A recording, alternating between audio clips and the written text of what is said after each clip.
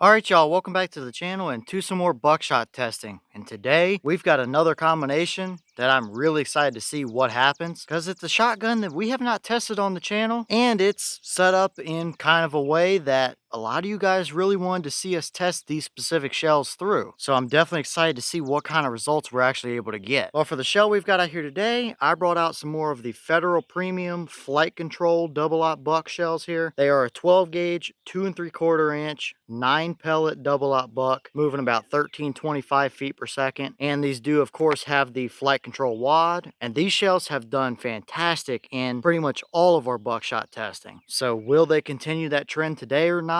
I don't know. I think they probably will, but they really could surprise us at the same time. And as for the shotgun we've got out here today to run them through, I brought out an old Mossberg 500A here, but this one has a 30-inch fixed full choke barrel on it. So a lot of you guys wanted to see these run through some fixed choke barrels, and if you have not already seen, we did do a full-on test with these Flight Control double-aught buck shells, and they did do better in both a modified and a full choke than the more open constrictions. So a lot of people think they don't really perform well through tight chokes, but that's not exactly true. So today we've got a fixed full choke barrel that's 30 inches, so we should see every bit of their box velocity out of this, but can it actually pattern well for us or not? We're going to find out one way or the other. But as for the test today, everything is set up the same as we always do. I got the big sheet of paper down at 40 yards with the spray painted dot on it. That will be my point of aim. I also have the chronograph so we can get our velocity, and I have some templates out here as well that we can lay over our target and get a little bit better reference point as to how they actually patterned. So let's get you guys set up with a view of this target, and we'll take the shot, look at the chrono, and then go look at our results. I have some high hopes for this combination, but at the same time, I don't know that I've ever shot these Flight Control buckshot through a fixed full choke barrel, so they could really surprise us. Either way, let's head over here and take the shot and just see what kind of a pattern we're actually able to get.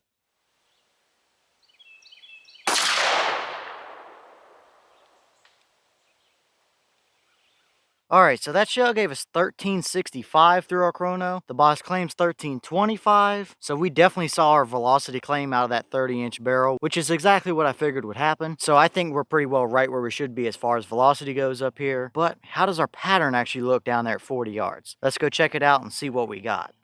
Alright, now we're down here at our 40-yard paper, and this is what we got. And for a reference, the white dot was my point of aim. The paper is 36 inches wide by probably about 40 inches tall. And we saw a pretty mixed bag as far as our pattern goes here. I did measure from that very bottom pellet over there on the left, all the way up to that very top right pellet up there. And that spread across the entire pattern is right at 26 inches. Now, obviously, our core area there is a little bit tighter if you exclude the flyers on the edges. But still, based on what we have seen out of these shells previously through other full chokes that were screw-in chokes, this is a little bit disappointing. It's not a terrible pattern whatsoever. We've seen way worse, and that is good enough to get the job done. We'll look at some templates here in a minute, but I don't know, it's a little bit disappointing. I was hoping for a little bit better, I'm not gonna lie. And real quick, for those of you wondering, I don't think I mentioned it earlier, but I did measure the best that I could the inside diameter of that full choke barrel, and it appears to choke down to right at 695 constriction. Either way though, I mean, kind of a mixed bag. It would absolutely work, but it's not nearly as impressive as some of the other results we've seen out of it either. But I guess let's throw a couple templates up here and just get a better reference point as to how it would have done in some real life scenarios.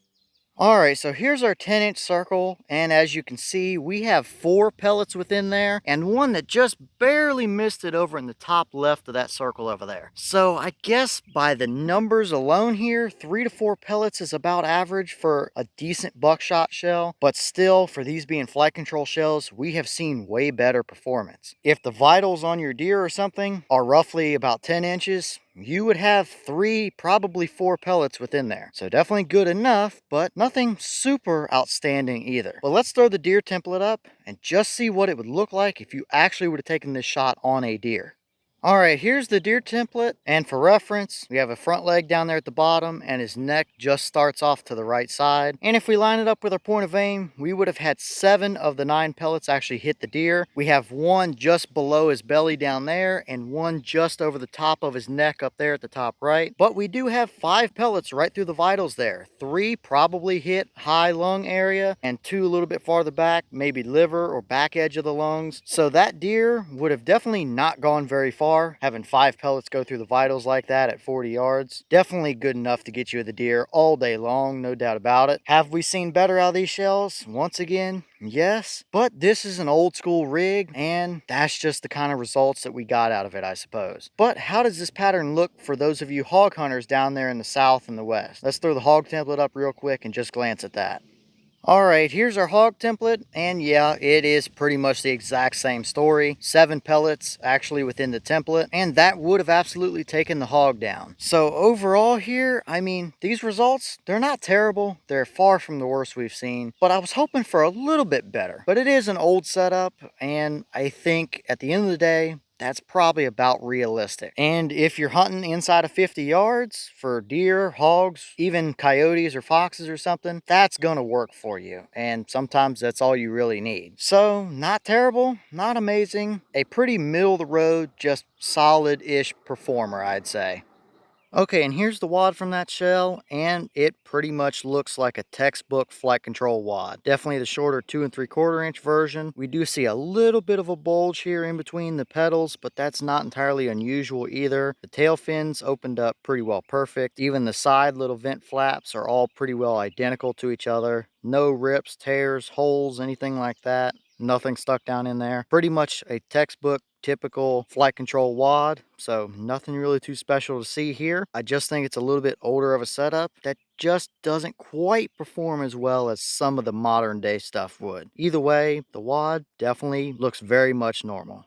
All right, y'all. Well, what did you think about that result there? Definitely pretty middle of the road for these flight control shells. We've seen better out of them, that's for sure. But we've also seen way worse out of some cheap buckshot loads that weren't flight control. So I definitely think that's probably a better result than we would have seen if they were non-flight control buckshot shells. At the end of the day, that is good enough to get you a deer or hog or something at 40 yards and probably 50 as well. It's definitely not as impressive as some of today's modern style chokes and shotguns and stuff might be able to give us out of these, but that setup is every bit of 35, 40 years old, so I think that's pretty realistic as for results. But what do you guys think about it? Is that about what you expected to see? Were you a little bit surprised one way or the other? Do you have an old Mossberg 500A or something with that 30-inch full choke barrel? And have you tested flight control buckshot through it? If so, what has been your results with it? And would you hunt with that kind of a combination if it gave you that pattern? Let me know all that down below. At the end of the day, it's nothing super pretty, but it would get the job done if you needed it to. But with that being said,